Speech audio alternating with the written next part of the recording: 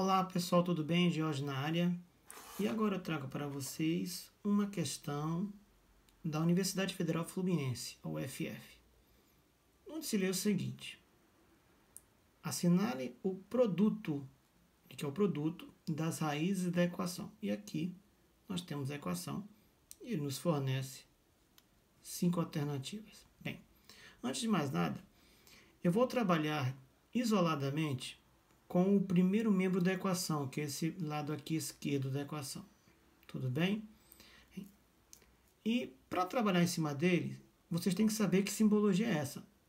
Sei que tem pessoas que conhecem a simbologia, mas nem todo mundo sabe. Isso aqui significa o seguinte: essa letra aqui é uma letra grega, chamada sigma. Quando você se depara com a letra sigma na matemática, ela é sinônimo de somatório. Baseado nisso, o que quer dizer isso daqui, essa expressão aqui?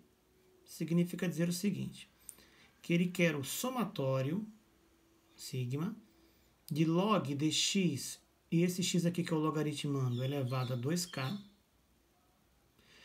de forma que k vai variar, vai começar por 1, vai variar de k igual a 1 até k igual a 50. Em outras palavras, como é que nós podemos escrever isso aqui? Da seguinte maneira, né? Vou repetir aqui, tá bom? Então, somatório do logaritmo de x, que é o logaritmando, né? Esse x aqui elevado a 2k, k iniciando por 1, indo até 50. Como isso aqui pode ser escrito? Eu repito, isso aqui é o somatório.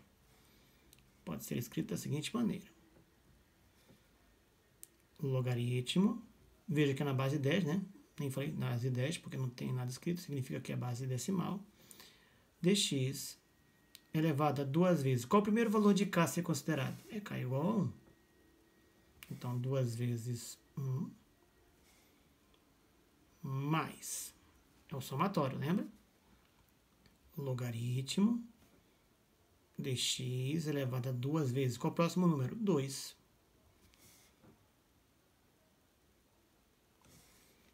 Mais logaritmo de x elevado a 2 vezes quanto? Vezes 3. Isso aqui, tudo até x e k igual a quanto? 50.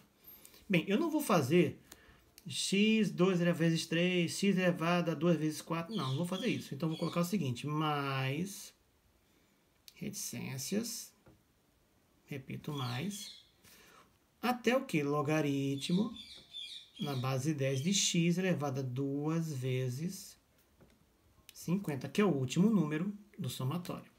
Ok? Bem, vou multiplicar aqui no expoente, tá bom?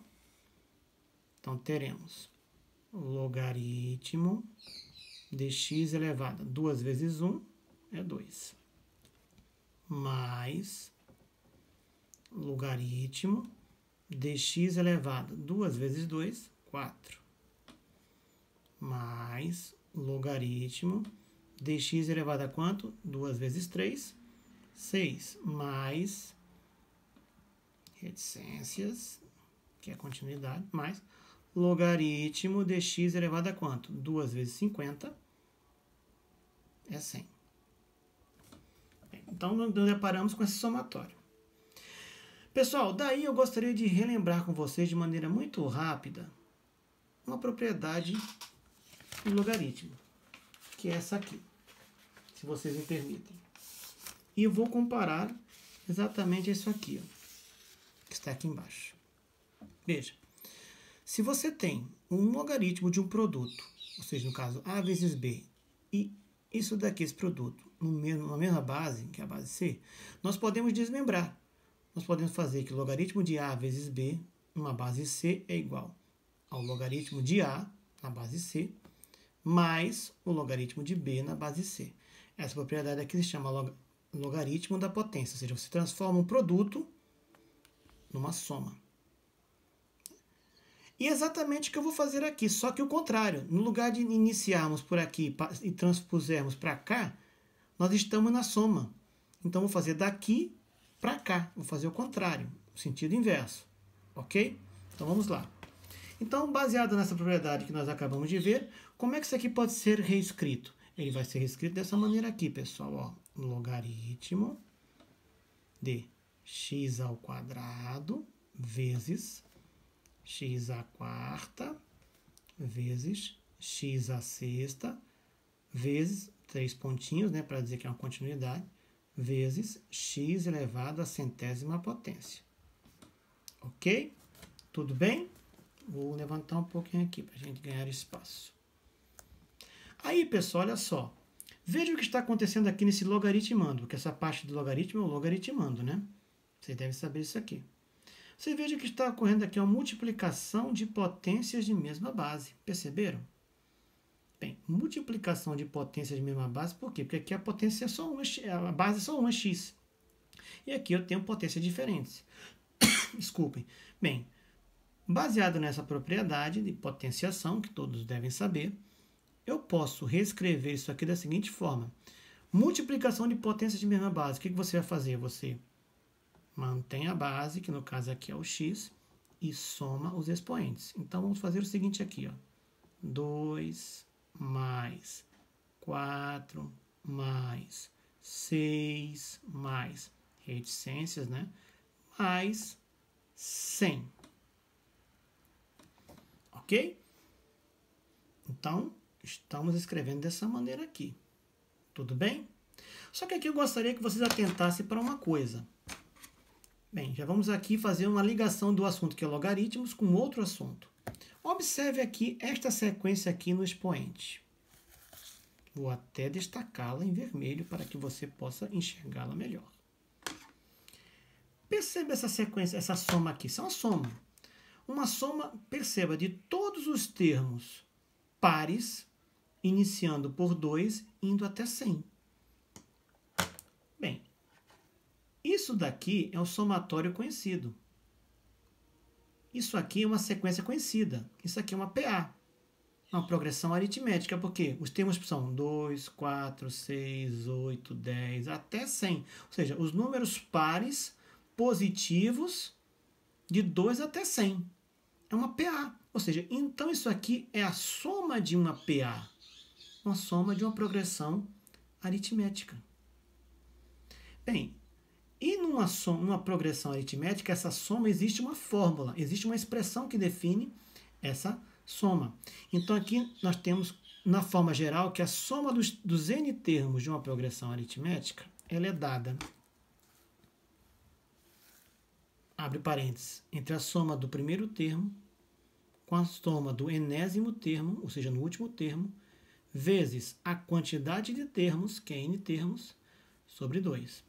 Agora vamos trazer essa expressão para o caso aqui que nós temos, a soma de uma PA. Bem, como eu tenho a soma dos termos de 2 a 100, não é verdade? Então, o que nós temos aqui? Nós temos aqui a soma dos 50 termos, porque se você considerar somente os termos pares positivos de 2 a 100, então nós temos 50 termos. Então, você vai ter a soma dos 50 termos. Nós teremos aqui um primeiro termo, nós teremos o 50º termo, né, porque nós temos 50 termos, vezes quantos termos? Vezes n, que é o quê? 50 termos, sobre 2. Então, a soma dos 50 termos será... Quem é o primeiro termo dessa sequência? No caso dessa PA. O primeiro termo é o 2. Então, coloco no lugar de A1, coloco 2. Quem vai ser o A50, ou seja, o 50º termo? Vai ser o 100. Então, eu coloco no lugar de A50, o 100. Quantos termos terá a PA? Nós já sabemos, 50 termos. Então, N é 50. Isso aqui tudo dividido por 2. Fazendo as contas aqui, você vai ver que esse somatório aqui, soma desses 50 termos, será igual a 2.550. Ok?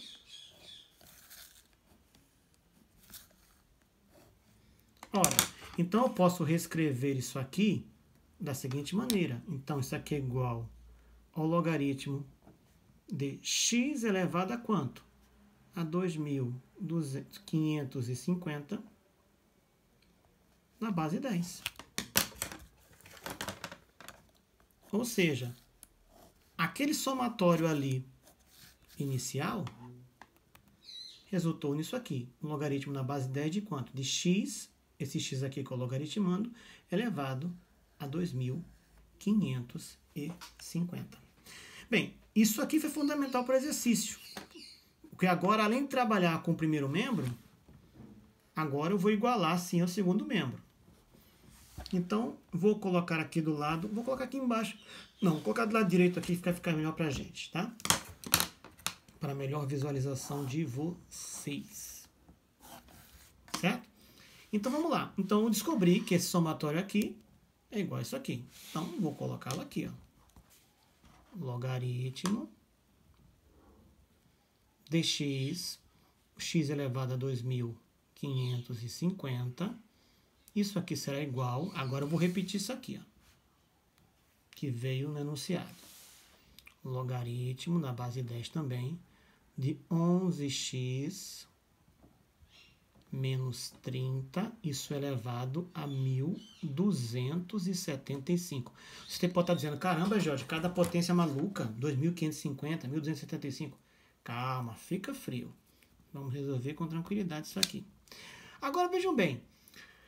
Nesse lado aqui, ó, o x, que é o logaritmando, está elevado à potência de 2.550.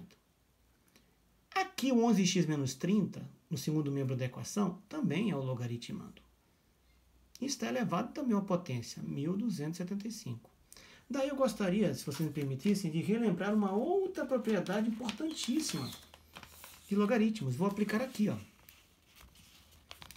Se você tem um logaritmo A, o A é o logaritmando, esse A está elevado a uma potência C, numa determinada base B, esse C, que é a potência que está elevando o logaritmando, ele pode passar para frente multiplicando o logaritmo. Ou seja, uma operação que você tinha uma potenciação, ela foi simplificada para uma multiplicação. E exatamente essa propriedade que se chama logaritmo da potência que eu vou aplicar aqui. Ou seja, eu vou trazer o 2.550 aqui para frente do logaritmo, vou cair e vou fazer a mesma coisa que esse 1.275, vou trazer aqui para frente. Ok? Então, é isso que eu vou fazer.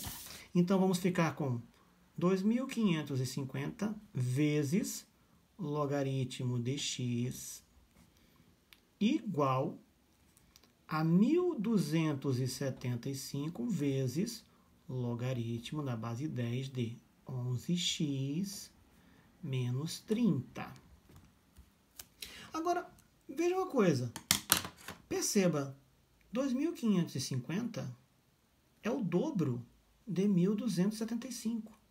Perceberam isso aí? Então, perceba. Então, como isso aqui está multiplicando, isso aqui também está multiplicando, eu posso simplificar essa expressão aqui. Então, isso aqui vai ficar o seguinte. 2 vezes logaritmo de x igual ao logaritmo de 11x menos 30. Poderia ter tirado os parênteses aqui, mas vamos manter, tá bom? Agora eu vou fazer o seguinte. Lembra que eu trouxe esse x para cá? Ele estava aqui em cima, né? Eu estava 2.550, trouxe para cá. Eu vou voltar com esses dois para cá. E você vai entender por quê. Vou ficar logaritmo de x ao quadrado igual ao logaritmo de 11x menos 30. Aqui, pessoal, nós temos que aplicar a condição de existência do logaritmo. No caso aqui, para o logaritmando, a condição de existência.